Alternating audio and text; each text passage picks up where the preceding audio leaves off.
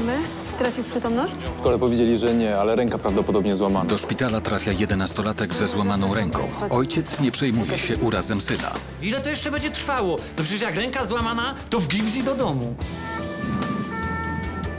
Na przejściu dla pieszych potrącona zostaje młoda kobieta. Sprawca jest w szoku i ucieka. Jednak później ma wyrzuty sumienia i chce przyznać się do winy. Co ja zrobiłem? Ona tak nagle wypadła. Pomocy, lekarza! Mężczyzna ma atak serca. Lekarze walczą o jego życie. Proszę pana, słyszy mnie pan? Okazuje się, że chłopiec ze złamaną ręką jest adoptowany. Lekarze podejrzewają u niego zanik mięśni. Jego ojciec chce go porzucić w szpitalu. Czekałem, mówiłem, żeby nie brać cudzego bachora. Wrzucić Kubusia? Jak śmieć, bo jest chory? Tato, nie, błagam! Nie zostawiaj mnie! Proszę, tato!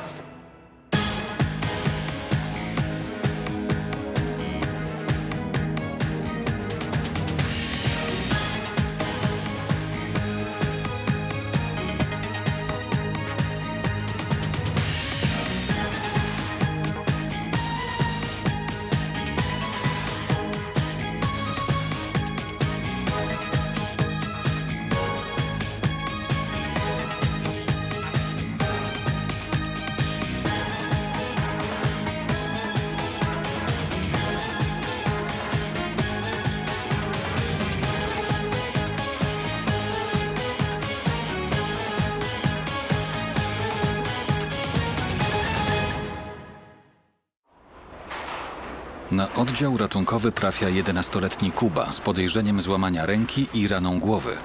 Chłopiec doznał urazów na szkolnym treningu, a karetkę wezwał nauczyciel, który zawiadomił też rodziców chłopca. Pacjentem zajmie się dr Anna Nowicka. Stracił przytomność? W szkole powiedzieli, że nie, ale ręka prawdopodobnie złamana. No i rozcięte czoło. Dobrze, bierzemy go na segregację. Chłopiec jest wyraźnie wystraszony i bardzo cierpi. Już trzeci raz z jego powodu nauczyciel wezwał karetkę, ale po raz pierwszy pogotowie zabrało go do szpitala. Wcześniej chłopak mdlał na zajęciach, a nauczyciel uważa, że dziecko nie nadaje się do sportu. Chłopiec trenuje tylko po to, żeby zadowolić ojca, który oczekuje od syna sukcesu w sporcie, bo sam był piłkarzem. Poproszę jeszcze plasterek. Tutaj. Dobrze? Mieszko? Kuba, słuchaj, Kuba to chyba jak ten znany piłkarz, co? Ten, czekaj, Kuba, coś na B jego nazwisko. Pamiętasz B? Oszczybowski. O, dokładnie, widzę, że się orientujesz tutaj w tych piłkarzach. A jaką on funkcję pełni? Prawie pomocnik. O, to ty też chyba piłkę trenujesz, co? Tak dobrze się znasz. Nie, koszykówkę. O, też ciekawie. A co, piłki nie chciałeś? Chciałem, tylko trener mówił, że jestem słaby. Boli tutaj, tak? Dobrze, a powiedz mi, czy oprócz tej ręki coś cię jeszcze boli? Szyja. No Położyłem tak. się w głowę. A co się tam zadziało? Co się nie udało, że tutaj trafiłeś? To było na rozgrzewce. Najpierw miałam skoczyć przez skrzynię, a potem od razu na drabinki. I tak trochę źle skoczyłem. No i potem jeszcze z tych drabinek. Rozumiem, nie martw się, będzie dobrze, wiesz? Niech pani nie mówi tacie. Ale czego mam nie mówić, że tu jesteś, że masz chorą rękę, czy że, nie wiem, że nie możesz trenować przez jakiś czas? Niech pani mu nic nie mówi, dobrze? No dobrze, Kuba, ale dlaczego ja mam mu nie mówić? Będzie się gniewać. No bo on zawsze dobrze ćwiczył. No co ty, na pewno nie będzie się gniewał. Każdemu mogło się zdarzyć, nie martw się. Będzie dobrze.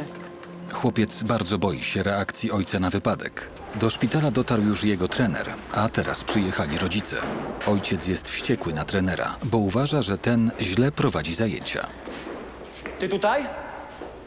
Szczęśliwy? W końcu udało ci się odesłać do szpitala, co? Zwariował pan? To nie moja wina, to był zwykły wypadek. Wypadek? Wypadek to jesteś ty! Ty w ogóle nie umiesz prowadzić zajęć! Człowieku, otrzep się, zostaw mnie. I tak cię załatwię, że nie znajdziesz w ogóle nigdzie już pracy w szkole. Jak ci mówiłem, dyrektorka już wie, a była przy tym, jak wzywałem karetkę. Zresztą nie pierwszy raz. To chodźmy lepiej, chodźmy do Kubusia. Po co? Lekarze go zbadają i wracamy. Jak chcesz, to idź sama. Ojciec jest zwolennikiem surowego wychowania, dlatego uważa, że chłopiec powinien być twardy. Matka jednak wyraźnie martwi się o zdrowie syna i chce go jak najszybciej zobaczyć. Nie podoba jej się, że mąż na siłę chce zrobić z dziecka sportowca. Ona widzi, że to ponad siły chłopca. Kuba, spokojnie, wiesz, zaraz przestanie cię boleć, tylko musisz leżeć spokojnie teraz, tak? Dobrze. Matka wie, jak dużo kosztują syna treningi. Chłopiec jest adoptowany i czuje się odrzucony przez ojca. Za wszelką cenę chce spełnić jego oczekiwania. Standardowo morfologia, układ krzepnięcia, grupa na wypadek, gdyby jednak trzeba było tę rękę składać operacyjnie. Dobrze. Tato też przyszedł? Gdzie jest? W poczekalni. Bardzo cię boli? Powiedz mu, że nie chciałem. Naprawdę. Źle skoczyłem i dlatego upadłem. Powiesz mu, żeby nie był na mnie zły. Wiem, skarbie. I on też wie i na pewno nie będzie zły, nie martw się. No. Nic się nie zbudzi. Będzie dobrze. Ja chłopaka do niczego nie zmuszam. Chce, to trenuje. Sam kiedyś byłem piłkarzem, to wiem, że facet musi być wysportowany. A ten, pożal się Boże, trener, to jakiś maniak karetek pogotowia. W szkole 2 razy była wzywana do chłopaka. A ci przyjechali i pojechali, przebadali i pojechali. Teraz jest chyba szczęśliwy, że udało się mu wysłać chłopaka do szpitala, debil jeden. Teraz weźmiemy syna... Trener chce przekonać rodziców, żeby nie zmuszali dziecka do uprawiania sportu. A potem... Ja przepraszam, chciałem się zapytać, co z Kubą? No jeszcze nie wiemy, pani doktor musi przeprowadzić więcej badań. No, boli go ta ręka. A ten dalej tutaj. Mówiłem ci, człowieku, żebyś dał nam święty spokój. Ile razy będziesz wołał pogotowie jeszcze do dziecka? Czy ty masz prowizję od jakichś wezwań, czy co? Także spokój. Mówiłem pani, że Kuba nie powinien ćwiczyć na WF-ie. O trenowaniu nie wspominając. Przecież on przy byle okazji się potyka i mdleje z każdego byle powodu. W dupie mam twoje opinie. Ale proszę pana, ja wiem, że pan jest zdenerwowany, ale to nie tłumaczy pana zachowania. Proszę się uspokoić. Proszę się uspokoić. Ja do pana mam pytanie, czyli że chłopakowi zdarzało się już takie... Kiedy dotrze do ciebie w końcu, że nie chcemy cię tutaj widzieć? Człowieku, nie musiałem tutaj przyjeżdżać, ale nie chciałem waszego syna zostawić w takiej sytuacji. Pana chora ambicja go kiedyś zabije. Żegnam. Do widzenia panią. Do widzenia. Czyli to nie był pierwszy atak pani syna, tak? Rzeczywiście mdlał już wcześniej? Bzdury, niech pani nie słucha tego idioty. Chodź. Informacja o częstych omdleniach bardzo niepokoi dr Nowicką. Może to świadczyć o poważnej chorobie, która rozwija się u dziecka. Jednak rodzice nie chcą na ten temat rozmawiać.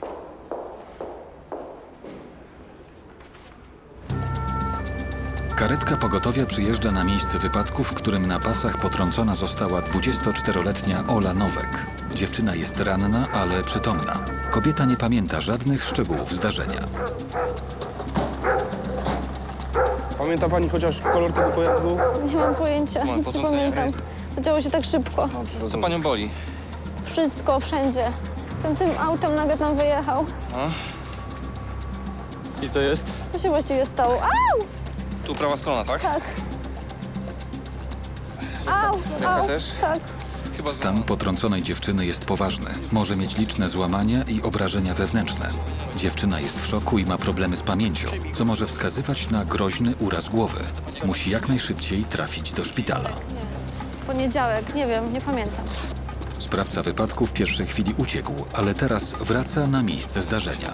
Co się stało? Troszkę boleć. Źle z nią? Nie ruszać głową, proszę nie ruszać głową. Przepraszam, może pan widział, co tutaj się stało? Nie. Na pewno? Nie widziałem, na pewno. Nie, tak przechodziłem. Mężczyzna jest w szoku i nie wie, co robić. Boi się przyznać, ale z drugiej strony czuje się winny i martwi się o zdrowie potrąconej dziewczyny. Troszkę pan. Tylko wiesz co, jest taki jeden warunek. Nie możesz się poruszyć. Podczas gdy karetka wiezie potrąconą dziewczynę do szpitala, dr Nowicka przygotowuje się do szycia rany swojego pacjenta. Chłopiec dostał już środki przeciwbólowe i mniej cierpi. Dzielnie znosi kolejne badania i zabiegi. Super. Dobrze, no to będziemy zaczynać, ale najpierw będzie znieczulenie, żebyś właśnie niczego nie poczuł. Dobrze. Gotowy? Kuba? Kuba, słyszysz mnie, Kuba? Zemdlał, tlen, ciśnienie. Mały pacjent traci przytomność. Wygląda na to, że chłopiec przestraszył się igły i zemdlał. Doktor Nowicka natychmiast podaje dziecku tlen, sprawdza ciśnienie oraz pracę serca. Nie wie jeszcze, czy to tylko chwilowe omdlenie, czy sytuacja zagrażająca życiu. Przyspieszona akcja serca. Chwilę po podaniu tlenu chłopiec odzyskuje świadomość, ale nie pamięta, co się wydarzyło. Słyszysz mnie? Budzi się dobrze. Co się stało? Spokojnie, zemdlałeś. No mogłeś uprzedzić, że boisz się igiełki trochę. Nie, ja się nie boję. Nie boisz? Dziwne. Jak ciśnienie? Chwileczkę. Niskie, 90/60. Dobrze, Kuba, spróbuj mnie mocno ścisnąć za rękę, ale tak wiesz, mocno, najmocniej jak potrafisz. Jak prawdziwy sportowiec. A jeszcze mocniej, możesz? Doktor Nowicką bardzo niepokoją częste omdlenia małego pacjenta. Dlatego wykonuje proste badanie neurologiczne. Chce sprawdzić napięcie mięśni. Niestety chłopiec ma bardzo słaby uścisk. Może to oznaczać poważne schorzenia. Najwyraźniej trener chłopaka mówił prawdę o tych omdleniach. Zresztą sama się przed chwilą o tym przekonałam. A to może oznaczać problemy z sercem albo neurologiczne. Zrobiłam podstawowe badanie napięcia mięśniowego, które niestety u Kuby jest wyraźnie zmniejszone. Dlatego oprócz rentgena klatki piersiowej i EKG chcę, żeby zbadał chłopca jeszcze ordynator, dr Wójtowicz. Takie uderzenie musiało... Dziewczyna ma krwiaka mózgu. Konieczna jest natychmiastowa operacja. Żeby tylko ją uratowali. Ona jest przecież taka młoda. Źle z nią. Ona ma krwiaka. Co by było, gdyby przeze mnie? Pomocy lekarza! Sprawca wypadku dostaje ataku serca. Jego życie jest zagrożone. Proszę pana, słyszy mnie pan?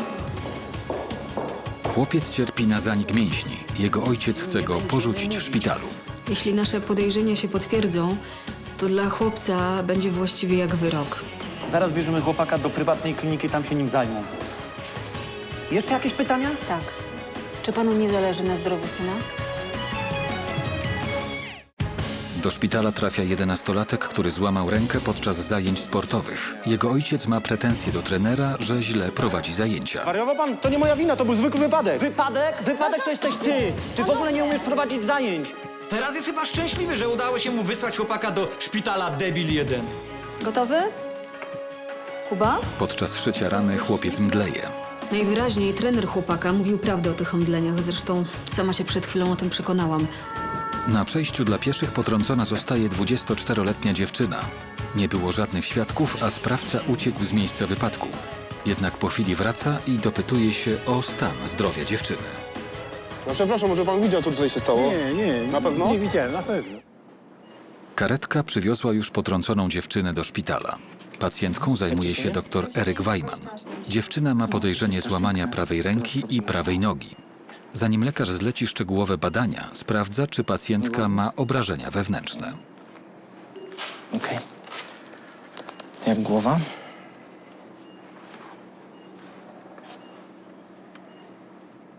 Auć! Okej, konieczny będzie rentgen. Nie jest pani w ciąży? Nie. Dziewczyna miała wypadek, gdy szła na rozmowę w sprawie wymarzonej pracy. Teraz jest poważnie ranna i musi zapomnieć o swoich planach. Doktor Eryk oprócz złamań podejrzewa groźny uraz głowy, dlatego zleca szczegółowe badania. No, tu nie chodzi o pani ewentualną ciążę, tylko musimy sprawdzić, czy nie ma żadnych obrażeń wewnętrznych. A może mi pan to zdjąć? Ja muszę do pracy. No niestety na razie nie mogę. Dopóki nie będę widział zdjęć rentgenowskich, nie będę pewny, że wszystko w porządku z karkiem. Tymczasem sprawca wypadku przyjechał do szpitala. Nadal jest w szoku. Bardzo martwi się o zdrowie potrąconej dziewczyny. Pacjenta, tak? To w rejestracji trzeba się dowiedzieć. Mogę pana zaprowadzić. Chciałby pan? Dziękuję. Nie Na trzeba. pewno? Na pewno. Dziękuję Dobrze. bardzo. Co ja zrobiłem?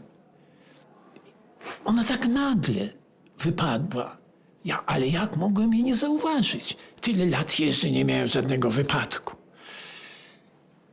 I jeszcze na tej drodze ją zostawiłem. Żeby tylko ją uratowali. Ona jest przecież taka młoda. Mężczyzna, mimo że ma 72 lata, nadal jeździ taksówką, żeby utrzymać żonę i bezrobotnego syna. Potrącił dziewczynę, bo spieszył się po wnuczkę do przedszkola. Dopiero teraz ochłonął na tyle, żeby zadzwonić do żony. Helcia? To ja. Dzwonię ze szpitala. Nie, nic mi nie jest.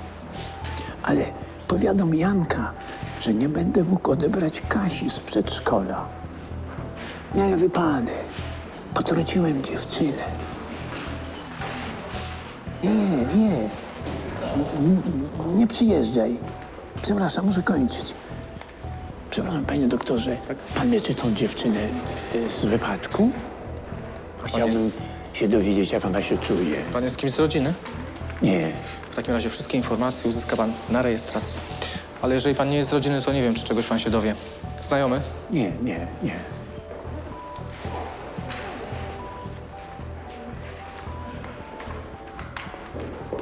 Pacjent dr Nowickiej jest już po prześwietleniach. Niestety wyniki są bardzo niepokojące. Doktor Anna musi natychmiast porozmawiać z rodzicami. Ojciec chłopca jest coraz bardziej wściekły, bo uważa, że lekarze na siłę wynajdują dziecku choroby.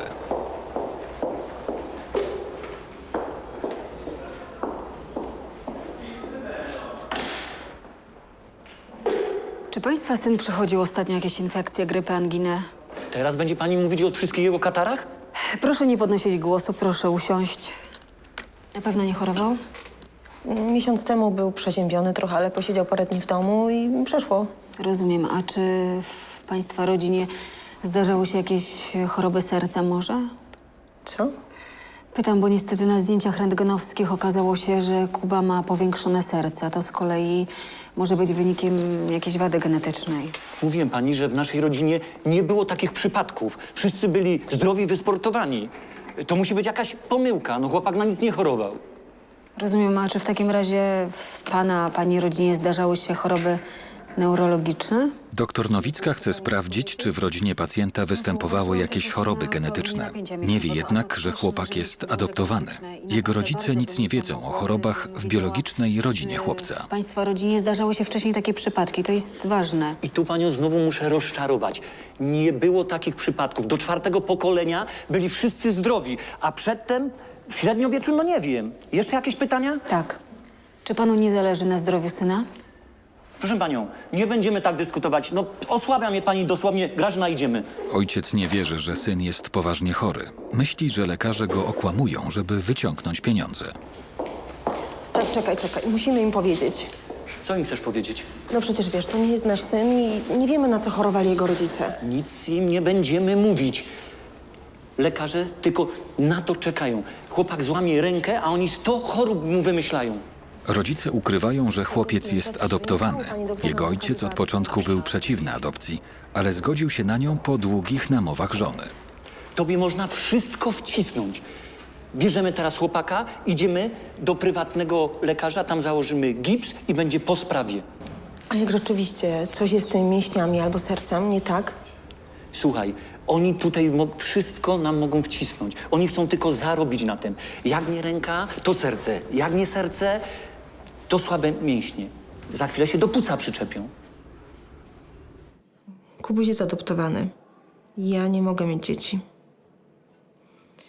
Długo namawiałam męża na tę adopcję. Mówił, że nie chce niańczyć cudzego. No i do tej pory nie potrafi o nim powiedzieć mój syn. A Kubuś to widzi. I dlatego tak się stara. Te mecze, treningi, sporty, no wie, że męża to interesuje. A mąż do tej pory nie był na żadnym meczu Kubusia, na żadnym. Potrącona dziewczyna przechodzi kolejne badania. Teraz doktor Eryk sprawdza, czy pacjentka nie ma obrażeń wewnętrznych. Dziewczyna nie może pogodzić się z tym, że straciła szansę na wymarzoną pracę. No mówiła, a ja mówiłem, że pani wierzy. Remis, tak? Wygląda na to, że wszystko w porządku. Żadnego wolnego płynu w jamie otrzewnej. Klasa. Czyli co, ten dzień nie do końca jest taki pechowy. Chyba właśnie straciłam fajną pracę. Szłam na rozmowę wstępną. Do takiej firmy. A co to za praca? Tłumacza, wie pan. 3 miesiące w roku w Londynie, 3 w Nowym Jorku. Nieźle, co? No, nieźle. No, ale już po ptokach. Ten pirat drogowy wszystko mi skasował. Teraz pewnie kto inny pakuje się na to miejsce. Halo, panie doktorze, coś nie tak? Doktora Wajmana niepokoją wyniki prześwietlenia głowy dziewczyny. Lekarz zauważył złamanie kości czaszki. Oznacza to, że w głowie mógł powstać groźny dla życia krwiak. Już wszystko okej, tylko Tylko? muszę pani zrobić jeszcze jedno badanie tomografem. To znaczy, że coś mi jest? To znaczy, że chcę mieć pewność, że nic pani nie jest. Pojedziemy na to badanie. O Boże, Co się dzieje? niedobrze mi. Worek szybko. Proszę się Uwaga. Proszę. Dziewczyna wymiotuje, co może potwierdzać podejrzenie krwiaka w mózgu. Lekarz musi jak najszybciej wykonać tomografię komputerową, żeby sprawdzić, czy życiu pacjentki nie zagraża niebezpieczeństwo. Przepraszam. Ale nie ma za co przepraszać. Niech pani spojrzy na światło. I za światłem.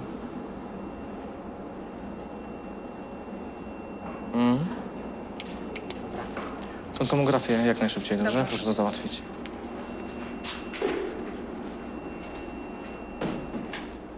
Przyczyną tych wymiotów może być uraz czaszki. Zaniepokoił mnie rentgen. Przy takim uderzeniu mógł powstać krwiak. Dlatego zleciłem tomografię. No ale równie dobrze wymioty mogą być po prostu nerwową reakcją dziewczyny na całą tą stresową sytuację. Więcej będę wiedzieć po badaniu.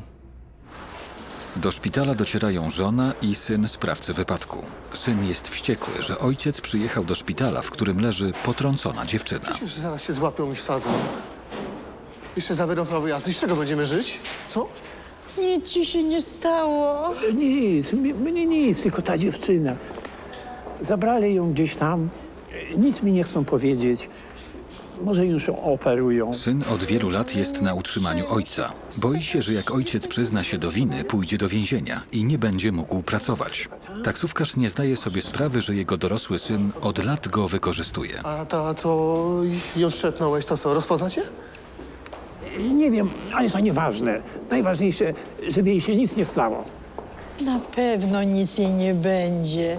Wszystko, nic jej nie będzie. A co mnie obchodzi ona, matka, rozumiesz? Ojcu zabieram prawo jazdy i z czego zamkną i z czego będziemy żyć? Z twojej emerytury? To co robić? Ojciec, gdzie są klucze? Gdzie jest taryfa? Taryfa przed szpitalem stoi. Dawaj klucze, trzeba je schować. Nie dam. Ja się przyznam. Ja się przyznam. Denerwuj się, tak już, A pomyślałeś o mnie? To znaczy, przepraszam, o nas? Przecież ty dalej musisz jeździć. Ja się przyznam. Po prostu teraz najważniejsze, co z tą dziewczyną. Muszę absolutnie się dowiedzieć. A sorry, matka. W pani przypadku to nic groźnego. Zresztą takie uderzenie musiało skończyć się urazem głowy. Ja czytałam w internecie, że z krwiakami to nie ma żartów. Dlatego konieczna jest operacja. Teraz panią przygotujemy do niej. Wszystko będzie dobrze. Nie musi się pani martwić, jest pani w dobrych rękach. Dziewczyna jest już po badaniu, które potwierdziło krwiaka w mózgu. Na szczęście krwiak jest niegroźny dla życia pacjentki. Ale taksówkarz jest przerażony, bo usłyszał tylko fragment rozmowy, z którego zrozumiał, że konieczna jest operacja. Boi się, że przez niego pacjentka może umrzeć. Nie wie, co robić, bo z jednej strony chciałby się przyznać, ale z drugiej martwi się, że straci pracę, a jego rodzina główne źródło utrzymania. Źle z nią. Ona ma krwiaka. Co by było, gdyby przeze mnie? Muszę... Ojciec! Pomocy, lekarza! Doktora! Jest tu jakiś lekarz? Lekarza! Nagle stan taksówkarza pogarsza się. Jego serce nie wytrzymało napięcia i stresu. Konieczna jest natychmiastowa pomoc lekarska. Może pan wstać? Może pan wstać? Proszę spróbować. Niech pan usiądzie na wózek. Pomału. Ostrożnie. Dobra. Dobrze, idźmy na salę. Proszę tutaj zaczekać.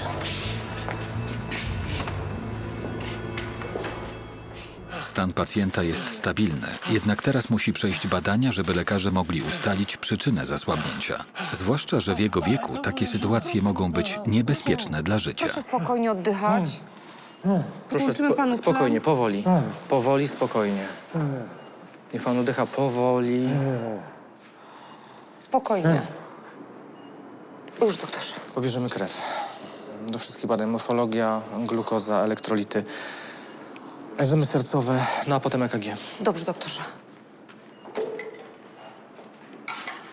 Ordynator na prośbę dr Nowickiej chce przebadać chłopca ze złamaną ręką. Pacjent ma powiększone serce i słabe napięcie mięśni, dlatego dr Wójtowicz podejrzewa zanik mięśni. To ciężka choroba neurologiczna, która wpływa na sposób poruszania się pacjenta. Dlatego lekarz chce sprawdzić, jak chłopiec chodzi. Na WF-ie, tak? No wiesz, wypadki chodzą po ludziach, wiem coś na ten temat. A spróbujesz wstać? No.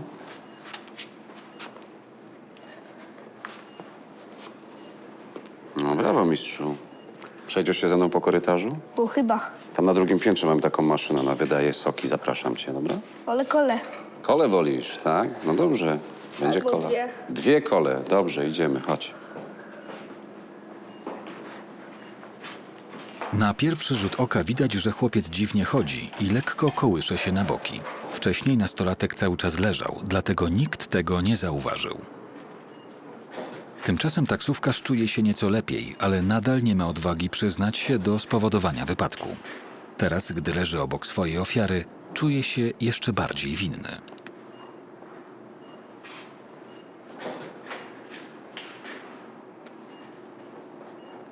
Pan co się tak patrzy? Znamy się? Nie. Ja się chciałem tylko dowiedzieć, jak się pani czuje.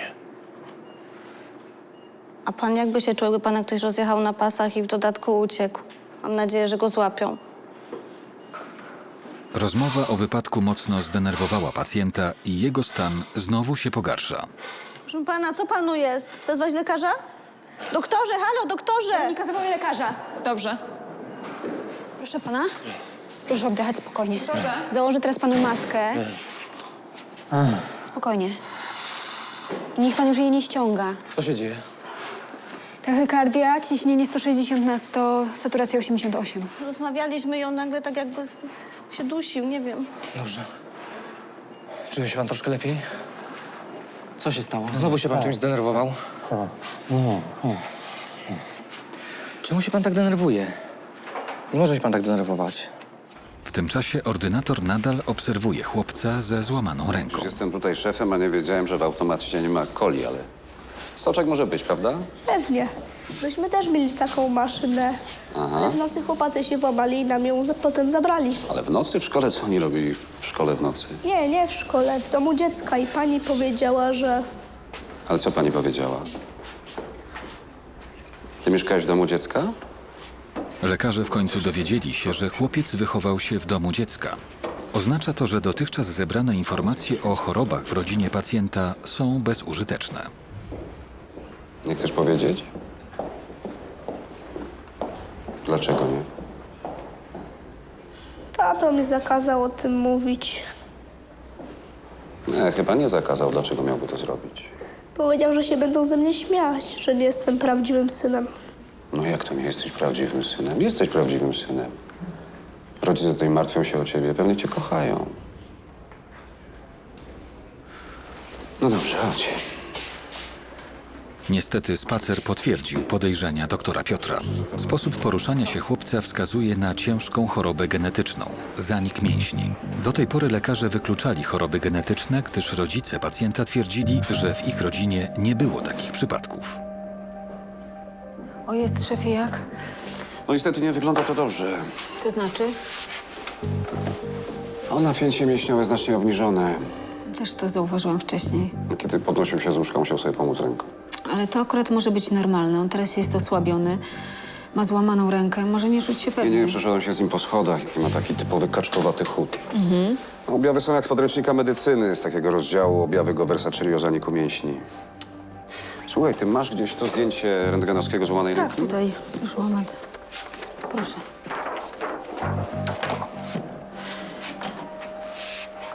No zobacz, trzony kości długich i jamy szpikowe. Lekarze zauważają, że budowa kości wskazuje, że rzeczywiście chłopiec może chorować na zanik mięśni. Genetyczną, prawda? A rodzice twierdzą, że w rodzinie nie było wcześniej żadnych chorób No poważnych. właśnie, tylko że on nie jest ich biologicznym synem, przyznał mi się. Zabrali go z domu dziecka. Poważnie? No. Kurczę, czyli oni mogą nic nie wiedzieć o biologicznych rodzicach chłopaka. Zgadza się. Pani doktor, przepraszam. Rodzice tego chłopca, Jakuba Kijewskiego, chcą go wypisać na własne żądanie. Nawet podpisują dokumenty. Jeśli nasze podejrzenia się potwierdzą, to dla chłopca będzie właściwie jak wyrok. Niestety, zaniku mięśni ciągle nie jesteśmy w stanie wyleczyć. Jedyne, co możemy robić, to opóźniać rozwój choroby. W jej ostrzejszej odmianie chory może dożyć góra 28 lat, w łagodniejszej 40-45. Więc jeśli ta diagnoza się potwierdzi, Kuba musi zacząć leczenie natychmiast. Dlatego rodzice nie mogą go teraz stąd zabrać. Wściekły na lekarzy ojciec chłopca chce go jak najszybciej zabrać ze szpitala. Jeśli tak zrobi, to może nieodwracalnie zaszkodzić zdrowiu i życiu małego pacjenta. 2 godziny już tutaj straciłem. Jakbym wiedział, że nie mają tego cholernego gipsu, to bym im kupił. Zaraz bierzemy chłopaka do prywatnej kliniki, tam się nim zajmą. A jak to pani doktor ma rację? Kuba jest naprawdę chory? Co takie konowały z państwowego szpitala mogą wiedzieć? Oni tylko umieją wacik zaszyć albo złą diagnozę wystawić, a ta blondyna powinna już dawno pracować w prywatnej klinice, a nie w tej rzeźni. Gotowe. Proszę pana. O nie, dziękujemy już pani. Zabieramy chłopaka, idziemy do prawdziwych lekarzy. Żegnam A panią. jednak musimy porozmawiać. O czym pani chce znowu ze mną rozmawiać? O tym, że może ma za małe płuco, może trzecią nogę?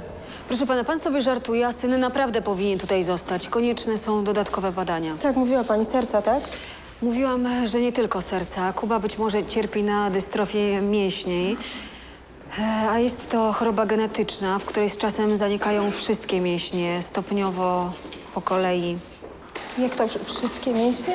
Spokojnie, powtarzam, to nie jest ostateczna diagnoza. Na razie to są tylko nasze podejrzenia, ale właśnie dlatego Kuba powinien tutaj zostać, żebyśmy mogli ostatecznie potwierdzić albo wykluczyć te podejrzenia. To jakaś bzdura. Słabe mięśnie? Mało ćwiczy. Grażyna, bierzemy chłopaka i jedziemy. Rodzice nigdy nie słyszeli o zaniku mięśni i nie zdają sobie sprawy, jak ciężka to choroba. Moim zdaniem powinien pan ten wypis wyrzucić do kosza, bo Kuba powinien jak najszybciej znaleźć się na oddziale kardiologicznym. To jest choroba genetyczna, tak? Tak, i ja wiem już, że syn jest adoptowany. Mówiłaś jej? Skąd pani wie? Mówiłaś jej? Proszę pana, proszę nie krzyczeć. Teraz naprawdę nie jest ważne, skąd ja to wiem, tylko czy państwo wiecie coś o jego biologicznych rodzicach. Nie wiem, może u nich miały miejsce podobne przypadki. Nie, nic nie wiem, ale jeżeli będzie trzeba, ja pójdę do domu dziecka, coś się dowiem. Teraz, proszę państwa, najważniejsze jest, żebyście pozwolili nam postawić ostateczną diagnozę, a my potrzebujemy na to tutaj 2 dni. Ale tak jak powiedziałam, tutaj. Może nas pani na chwilę samych zostawić? Chcemy porozmawiać. Tak, oczywiście. Przecież miałaś się tylko pożegnać. Ojciec chce porzucić w szpitalu ciężko chore dziecko. Najlepiej będzie go oddać. Wrzucić Kubusia? Jak śmieć, bo jest chory? Dobrze pani robi. Pani Grzelak? Sprawca wypadku chce się przyznać. Jego syn nie chce do tego dopuścić. Proszę, leży tutaj. Co? Ojciec, co ty wyprawiasz? Co trzeba? Od początku tak Do powinien. niczego się nie przyznawaj. Rozumiesz? Nie było cię tam. Przecież widzisz, że nigdzie nie jest. Mnie nic nie jest? A to? A to? Jak wy tak w ogóle możecie? Na przejściu dla pieszych potrącona zostaje 24-letnia dziewczyna. Sprawca uciekł, ale po chwili przyjeżdża do szpitala. Żeby tylko ją uratowali.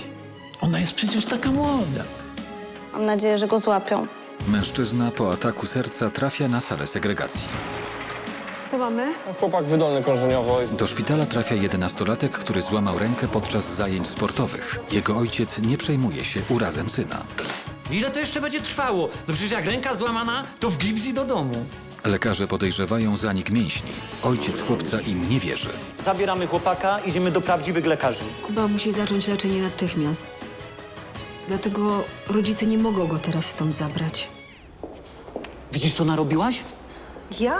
Ostrzegałem, mówiłem, żeby nie brać cudzego bachora. Lepiej było jakieś niemowlę wziąć, a nie takiego. Przecież to ty nie chciałeś małego, bo płacze po nocach, bo przebierać, karmić, przewijać. Trzeba coś z tym teraz zrobić. Jak to? Nie rozumiem, co? Nie wiem co, ale coś trzeba. I to szybko. Przecież on nie będzie mógł sam żyć. I my co, mamy cierpieć? Przecież to nie jest nasz syn. To jest nasz syn.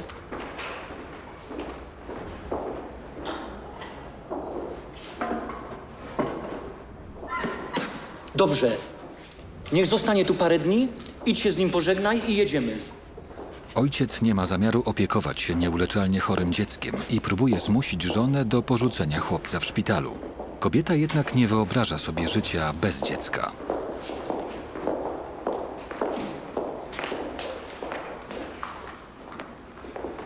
Ona sobie nie zdaje sprawy, co mówi. Przecież my obydwoje pracujemy i kto nam da tyle wolnego na opiekę? Ja nie jestem jakimś tam potworem. Dałem dom dziecku, którego nikt nie chciał. A teraz nie wiem. Najlepiej będzie go oddać. W domu dziecka jest lekarz, mają pieniądze. Tam się nim zaopiekują. A Grażyna? Jak przemyśli, to przyzna mi rację.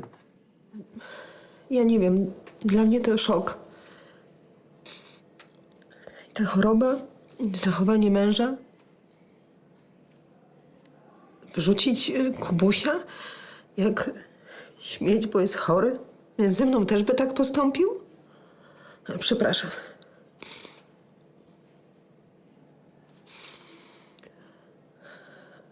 Dziecko tu nic nie jest winne.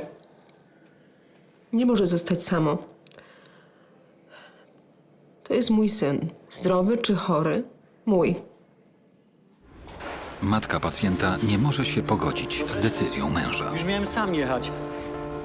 Miałaś się tylko pożegnać. Nie bój się, Kubuś, widzisz, jesteśmy wszyscy razem. Przecież miałaś się tylko pożegnać. Wiem, ale nie możemy tak zrobić.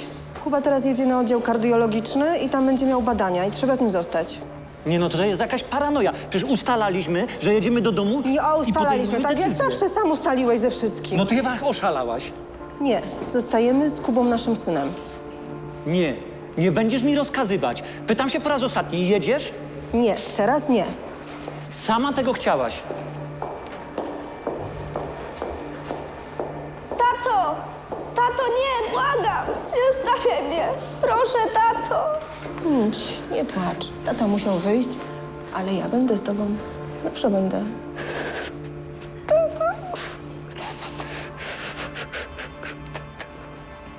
Dobrze pani robi. Kuba, będzie dobrze, nie płacz. Synku. Syn taksówkarza za wszelką cenę chce zatrzeć ślady prowadzące do jego ojca, żeby ten nie musiał odpowiadać za wypadek. Boi się, że gdy ojciec straci prawo jazdy, to nie będzie już mógł zarabiać na jego utrzymanie. Właśnie umawia naprawę uszkodzonego samochodu. Lepiej ci? Jak ty się czujesz? Lepiej. No to dobrze, to już teraz będzie coraz lepiej. Ojciec, załatwione. Dzwoni z warsztatu, kazali przewieźć furę. Daj te cholerne kluczyki. Tylko pamiętaj, nigdzie nie jeździłeś i nie było cię tam. Nie. Ja się przyznam, tak nie można. Tak nie można. Józiu, nie wstawaj. Doktor powiedział, że ci nie wolno, masz leżeć. Proszę pani, to ja panią potrąciłem tą taksówką. Co? Ojciec, co ty wyprawiasz? To trzeba. Od początku tak Do powinien. niczego się nie przyznawaj. Rozumiesz? Nie było cię tam. Przecież widzisz, że nic jej nie jest. Mnie nic nie jest? A to? A to? Na gwiazdkę tak tu sobie czekam? Jak wy tak w ogóle możecie? Zgłoszę się na policję, do wszystkiego się przyznam. Ojciec, co ty pijesz? Zbie ci się pomieszało od tego zasłabnięcia? A co zrobisz, jak wsadzą się na kilka lat? Synku, do ojca tak. Bardzo panią przepraszam, za syna też.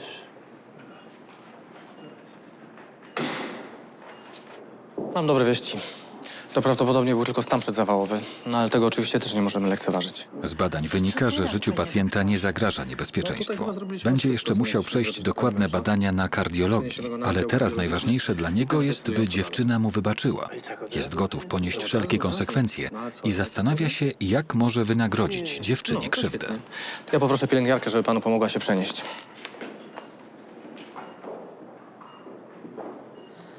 Widzisz, Józiu, będzie dobrze, wyleczam cię tu. Chciałem panią przeprosić. Wiem, że to może teraz niewiele znaczy, ale co mógłbym jeszcze zrobić, żeby pani mogła mi wybaczyć? Na razie. Niech pan po prostu z tego wyjdzie. Chociaż taksówkarz przyznał się do winy, potrąconej dziewczynie trudno tak od razu mu wybaczyć. Jednak współczuje mężczyźnie, bo widzi, ile zdrowia kosztowała go ta sytuacja. Józef Grzelczak za kilka dni wyjdzie ze szpitala. Musi zmienić tryb życia. Dlatego podjął już decyzję o rezygnacji z pracy taksówkarza. Wkrótce czeka go proces o spowodowanie wypadku. Witam, panie Józefie. Ola Nowek dochodzi do siebie po operacji usunięcia krwiaka mózgu i często odwiedza mężczyznę. Syn? Żona mówi, że szuka pracy. Oby, bo ja już mu nie będę pomagać. Najważniejsze, że tej dziewczynie nic złego nie zrobiłem. Teraz chcę coś zrobić dla tej biedaczki. Ta jej rehabilitacja będzie chyba droga. Może sprzedam auto. I tak już nie będzie mi potrzebne. Żal mi pana Józefa. Naprawdę. Biedny. Tak bardzo się tym wszystkim przejął, że mało zawału nie dostał. A ten jego syn? Jakaś masakra. Dorosły człowiek, a stary tato musi na niego pracować. A właśnie praca, tej, do której tak się wtedy śpieszyłam, już nie dostanę. Szkoda. Na pewno znajdę coś innego. Na razie najważniejsze, żebym mogła stąd szybko wyjść. U Kuby Kijewskiego potwierdzono nieuleczalny zanik mięśni. Teraz lekarze i rehabilitanci będą robić wszystko, by opóźnić postępy choroby. Wiadomo, że z czasem chłopiec będzie miał problemy z chodzeniem i oddychaniem. Cały czas jest przy nim matka. Ojciec nie chce więcej widzieć adoptowanego syna, który nie spełnił jego nadziei. To tak 10-15 powtórzeń, 3 razy dziennie. No oczywiście, że się boję. A co miałam zostawić? Zostawić Kubę samego, obrócić się w drzwiach i wyjść? Nie, to nie wchodziło w grę. Nie wiem, co będzie, ale wiem, czego chcę. Chcę, żeby Kuba wiedział, że nie jest sam i nie będzie sam, bez względu na wszystko. Boli. W pubie pobiło się 2 mężczyzn. Obaj w ciężkim stanie trafiają do szpitala. Ale jak się mam nie denerwować do cholery jasnej? Ty jesteś w ciąży? Tak, gdybyś się stawiał na rozprawach, to byś wiedział. Mężczyźni pobili się o kobietę, która jest żoną jednego z nich, a z drugim jest w 6. miesiącu ciąży. Wie pani, w jakim mieście jesteśmy? Florencja? Ja nie wiem, czy ona tak da radę szybko wyjść stąd po tym, co się z nią działo. Do szpitala prosto z lotniska trafia dziewczyna, która mieszka i pracuje we Włoszech. Stan dziewczyny jest krytyczny. Ciągle majaczy i wymiotuje. Lekarze są bezradni. Nie wiedzą, czym zatruła się dziewczyna. To jest dobry moment, bardzo proszę. Proszę wyjść i zaczekać, poczekajmy. Proszę zaczekać. Już. Przez pół roku nie przyznawała się, że ma kłopoty? Cóż to? Niebieskie wymiociny? No, wcześniej były normalne. Możecie zostać tutaj. Okazuje się, że zdradzony mąż ma poważne kłopoty z sercem i może umrzeć. Ja nagadałam te wszystkie rzeczy.